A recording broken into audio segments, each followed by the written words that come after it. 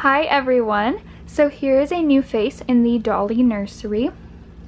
My husband, our son, and I went antique shopping today at an antique mall that we have never been to before. It was really fun. We love going antique shopping every once in a while when we have time to. And we had some plans we had made for today to go swimming, but then we just kind of decided we didn't really want to do that, and it was pretty hot out today. So we decided to visit this antique mall in the afternoon instead. I found this really cute, what's the brand of this? Berjusa, I think, is how you say it, doll, and she is from the 1980s. Her bracelet says 1985. This is her original little hospital bracelet that came with her. She is a full body vinyl doll. She's pretty soft vinyl. I would kind of compare the feeling of the vinyl to an Ashton Drake. Not quite as soft and squishy, but that soft real touch feeling, I guess you would call it. Berjusa dolls were actually the start of the Berjusa doll company. So back then they were called Berjusa, and then later they changed it to just Berjusa because these dolls are sculpted by the Berjusa family. The Berjusa family are the ones who have sculpted all of the Berjusa dolls. Also, fun fact about these kinds of realistic vinyl baby dolls in the 80s, they were the first dolls that were made into reborns. Not specifically this doll, just all vinyl realistic dolls then, but I'm sure a lot of these dolls were made into reborns when this first started, the art of reborns. A lot of people have asked me, where did the name of reborns come from? The dolls were originally called reborns because a doll was reborn. So ladies would take dolls like this one, and then they would put more paint on them and add more realistic details to make them more realistic, and so they were calling them reborns. I'm actually thinking about reborning this doll because I think she would be really cute with some added details.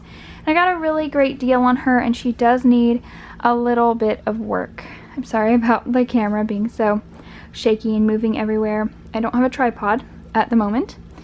When I saw this doll, she was sitting in a little baby doll carriage, and I was so excited to see her. She was very large in this tiny baby doll carriage. She is the size of a larger newborn baby.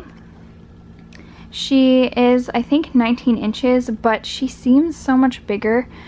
I did not see a price on her, so we took her up to the counter at the antique mall and asked the lady if she knew the vendor's price that they were asking for it. She did not, so she actually called the vendor and they said $30.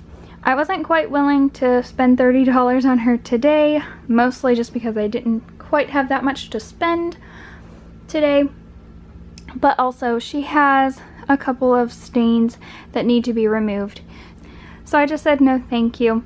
And then about 20 minutes later, the lady came to find us when we were somewhere else in the antique mall, and she asked what I was willing to pay for the doll. I offered $20, and she texted the seller, and the seller said okay. So I got this gorgeous little one for $20. I have actually never seen one of these dolls in person until today, so it was really, really cool to find one. I will show her a little bit here. I have not done anything to her at all, by the way. This is how I found her. I haven't cleaned her, I haven't dusted her, I haven't really done anything to her. I haven't even taken her dress off and done like a full inspection. Oh yeah, and she came with this gorgeous dress as well. I did see one small stain on it there, which should be pretty easy to take out. but she's really cute. And I did notice she does have this eye. It's a little bit cloudy, and I have noticed that dolls that were like this from the 80s kind of get the cloudiness on their eyes. But I am actually considering reborning her just a little bit, and one thing that I would like to do is change her eyes to reborn doll eyes. She's really cute though. She's in pretty good condition other than the few stains. Her hair is in really great condition. She does have this on her hand. So there she has like some paint on her hand, which I'm assuming will probably be pretty easy to remove with the like paint thinner that I use for reborning dolls. Look at these really cute little booties she has on. Here on her leg there is a green ink stain, and I'm probably going to use some pimple cream on that to see how much of it will take out. I'm trying not to show her little butt on camera because I know YouTube might flag my video. But she does have this stickiness on her back here, and she does have some other little spots I didn't really notice. It's just stickiness. I will have to try to clean her up, and then I'll do a little update on her. I'll have to talk to some other ladies who have reborned some of these vintage Berjusa dolls to hear about their experience before I take on that project, and maybe hear some advice, things I could do better that than maybe they did their first time, like, you know, that would be easier to make the process easier. But I think she's really, really cute, and I'm really looking forward to working on her. Let me see if I can show you all what I was talking about her eye being kind of cloudy. I don't think my camera is going to cooperate with me here. It's also trying to die, as my camera always is. She had this cute little headband on too.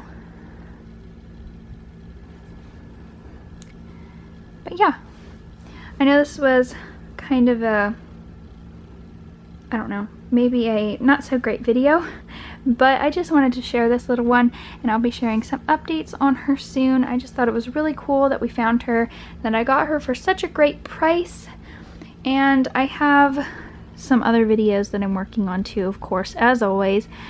My videos that take longer to film also take longer to edit, so I still have some videos sitting on my computer in my editing software just waiting to be edited and uploaded. So I'll be back with another video soon, and thanks for watching, everyone.